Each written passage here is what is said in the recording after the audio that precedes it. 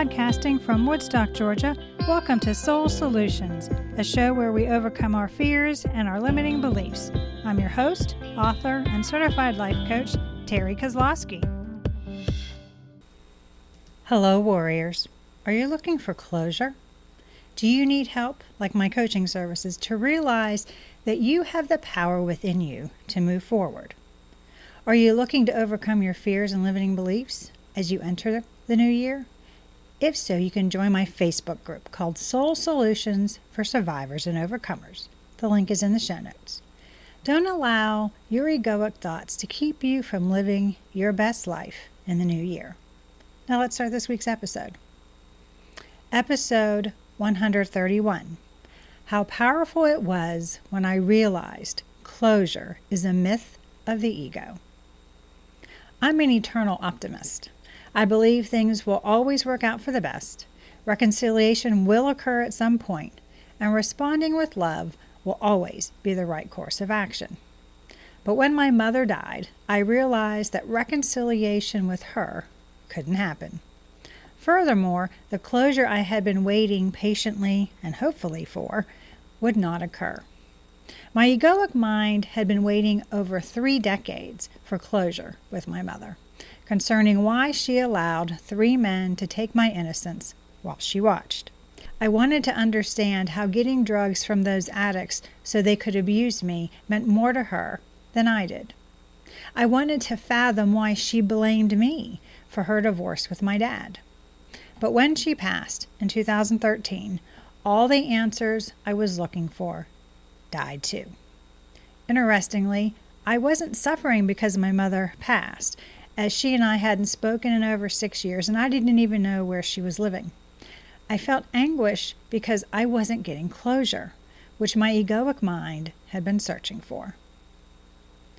What is closure? It's tough to let go of something or someone that was once essential to you. Closure is a framework for decision-making that tries to resolve ambiguity and confusion on a particular subject. To end the unpleasant emotions that a loss has triggered, you look for closure by learning the reasons it occurred. By doing this, you're creating a mental puzzle of what transpired while analyzing how each piece fits into the bigger picture. When you're confident that you've put together the jigsaw to your satisfaction, that you found the solutions, it's therefore possible to move on because you have closure. The need for closure differs from person to person and seems to depend on circumstance along with personality traits and ideals. Some people actually want to prevent closure at any cost, and this can be because of their desire to avoid experiencing guilt, shame, rejection, and criticism from others. While being vague may have its benefits, once you know exactly what happened, you open yourself up to criticism for both yourself and others. People who seek order and predictability suffer when they can't discover the solutions that will allow them to move on, since they have a more rigid way of thinking and a poor tolerance for ambiguity. More flexible people who are at ease with uncertainty are better able to handle situations where closure cannot be reached. Are you holding on or healing? The fundamental objective of seeking closure is to find resolution to unresolved issues. But is the hassle worthwhile, or is it wiser to leave things alone and move on? Your desire for resolution preventing you from healing?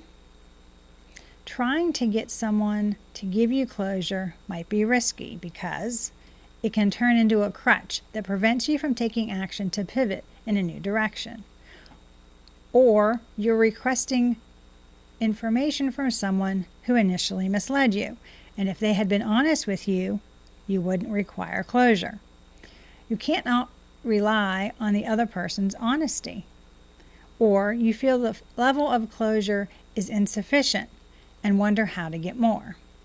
This viewpoint questions the motivation underlying your need for closure. What happens when you've heard the person out, or they don't express what you need to hear, or you find it difficult to accept? Maybe you're clinging to something you should let go of. You need to allow yourself time to feel the loss, to understand what happened, and ultimately come to a resolution of your own and move on. Journaling enables you to consider your loss through a redemptive lens without placing blame and emphasizing the positives which help you achieve closure.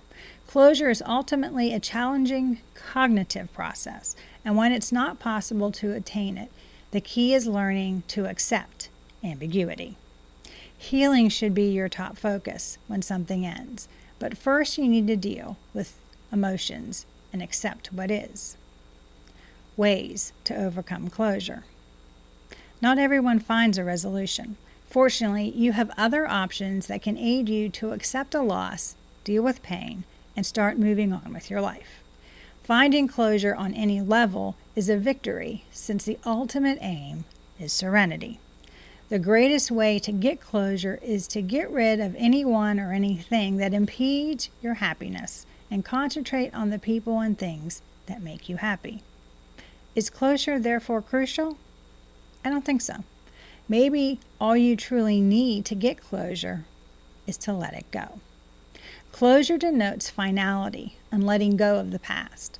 Finding a resolution entails fully accepting what has happened and respecting the change from what you've completed to something new.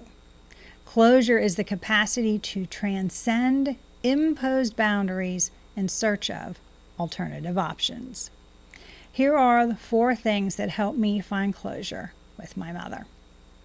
Number 1, accept full accountability for your actions. The decision to take the required steps to move forward is ultimately yours. Get quiet and have a conversation with your soul in which you ask and respond to the following questions. Who or what are you clinging to, and why? Does holding on make you happy, or are you clinging to a situation because of how it was in the past and how you wish it had turned out? Are you using this search for closure as a justification to continue being stuck and unsatisfied? Or does concentrating on the past prevent you from advancing toward your future? Are you attempting to avoid facing loss and the void it causes? What does it truly mean if you're willing to let go? What must you accomplish? Do you worry about not knowing how things will turn out? What do you think will ultimately happen if you let it go? In the long term, it will be beneficial to be as honest as you can. Once you've made space for a better, more accurate knowledge of the circumstances, the anguish, hurt, fury, and disappointment will lessen. Number 2, feel your loss. Take your time to do this. It's entirely up to each individual to determine the right time and the method for them. Never listen to others who say, just get over it. However, anguish shouldn't last for a long time. That is simply being stuck and deeply ingrained in the past. Making poor decisions later in life may be influenced by unfinished or protracted lamenting. For new, healthier relationships or opportunities to present themselves to you, you must be able to trust, be honest, and be your authentic self. Before moving forward, unfinished business needs to be resolved. One of the best methods to let out emotions is to cry. Crying isn't a terrible thing because you're more likely to feel better afterward. Losing individuals in your life is hard, and trying to hide your emotions makes it even more difficult. When you're done crying, the release of emotions is relief. Number 3, writing a letter that doesn't get sent. You can express and release everything you need to by writing it out. You must convey your true feelings. By putting everything on paper, you're letting go of any negative energy, too. This will help your healing process. I wrote a letter to my mother after she passed. I let her know what caused my pain, that I forgave her, how I moved on, and how I felt about her. Here is my letter to my mother. Dear Mom, It's been over 40 years since you watched 3 men molest me so you could have drugs and then left my little sister and me alone for 3 days. Although it completely altered what I thought of the world and myself, it didn't change who I authentically am. Yes, it was buried under the mask and armor I put on to protect myself, but I was never broken. I was always whole. Although there isn't any justification for the behavior, I forgave you. I understand you could never see past your own pain to take care of me.